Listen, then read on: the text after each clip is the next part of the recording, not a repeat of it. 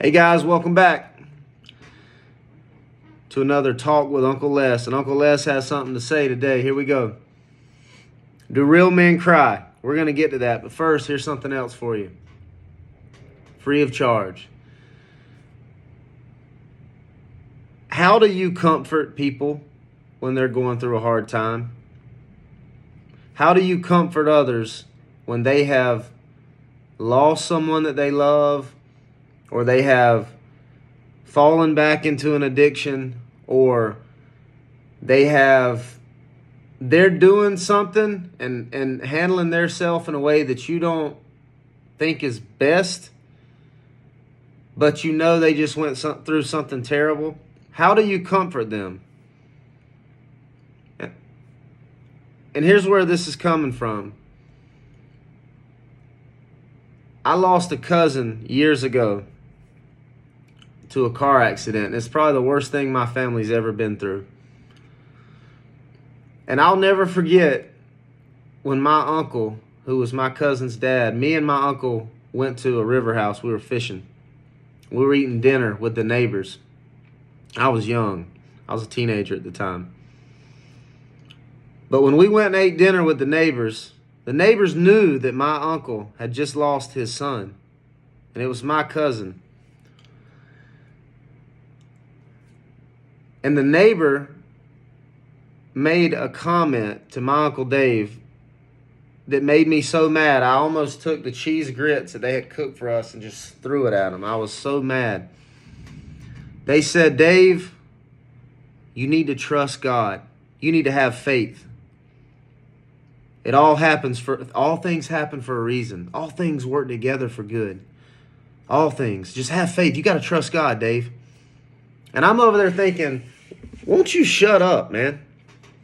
Did your son just die? You're over here eating your cheese grits and you ain't going through nothing, but you're gonna have the audacity to sit here and preach at me, bro? Or at my uncle at the time. That's how I felt. The food didn't even taste good that night. But since then, I've seen it countless times, man. You got these religious people, Christians. We say we're Christians, and then someone loses someone they love, and we think it's a good time to preach at them. Come on, man. That's crazy. That makes no sense. The shortest verse in the Bible is 2 words. From what I know, it's the shortest verse in the Bible. This is what it says. Jesus wept. He cried hard. Jesus, the greatest human in history, a man, God on earth, wept, cried. Why did he do it? This is how the story goes. Jesus had friends, right? He wasn't just some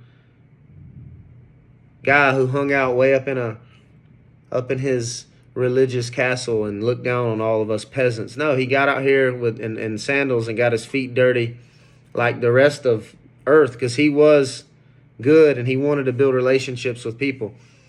And he had friends. So Jesus had a few friends, and it was Lazarus, Mary, and Martha. It was their names. It was a brother and 2 sisters. Well, they knew he was God. They knew he was the Son of God. They knew he had power to do anything. Well, he's out of town, and Lazarus gets sick. And then Lazarus dies, okay? One of Jesus' friends died. Well, Mary and Martha, they got to process this. Why did this happen? Why would our friend Jesus allow his friend Lazarus, our brother, die? Why would he do that? You ever been mad at God? Oh my goodness. If y'all knew the things that me and God have talked about when no one's around, he knows I have anger problems, and I've been really mad at him. And I'll tell you that because it's real. And if you're God, why would you allow that to happen? Yo, if you're my father, if you're good, if you're a good father, where you want me to go to church and sing, "You're a good father," and get in if you're so good and you're God, then why would you allow these bad things to happen to me and the people that I love when I'm trying to live for you? Don't come at me with that, dude. You don't want to come preach at me. Please save yourself and myself. And and when I'm going through something like that, do not come and preach at me. Okay? I mean, that's just maybe I need to work on that. But check this out. So Mary, get back to the story. Jesus' 3 friends, Lazarus, Mary, and Martha. Lazarus dies. Mary and Martha know our friend Jesus could have stopped him. He could have healed him. He was sick. He could have healed him and kept him from dying. So when Jesus gets to town, Mary's been in her house. Who knows? I think she's been thinking about it, right? She's been thinking about it. And I would assume, I wasn't there, but I would assume she was upset.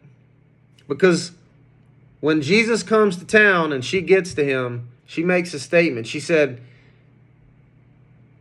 if you'd have been here, my brother would not have died. Now, we don't know, because it's written text, what her emotions were like when she said that.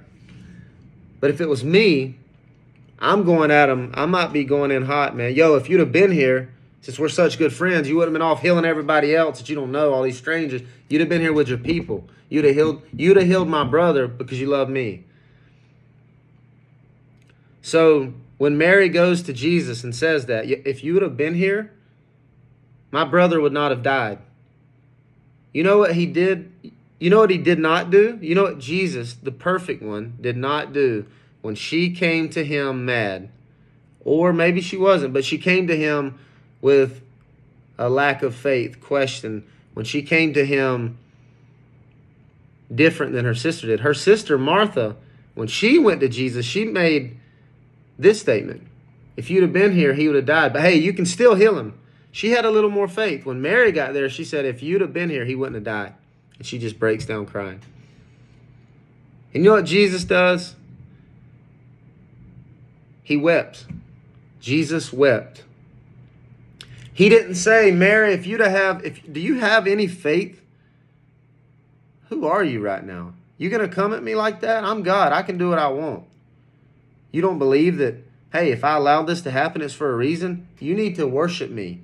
You need to know that I'm good. I know your brother died, but I am good. No, he didn't say that.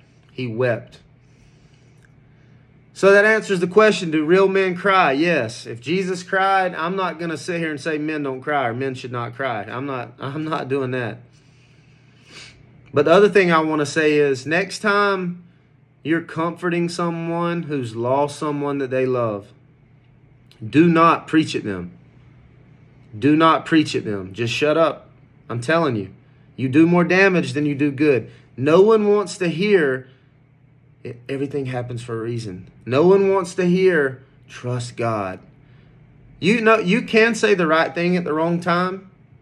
That is the wrong time to be preaching at someone when they've just been hit in the gut with a life tragedy. Do not preach at them, okay? So next time you're in the position of comforter, just remember what Jesus did. Jesus wept. He was there for his friend. He allowed Mary to speak her mind and express how she really felt, and he did not judge her for that. He was there for her, and he wept with her, and he didn't preach at her. So that's my challenge to you. Stop preaching at people. Love people. Be there with people. Comfort them by letting them process and speak and take however long they need to take to deal with that pain. And you be there with them. If you love them, that's what you're going to do. And if you get to that point where they're weeping, weep with them if you can. Thank you.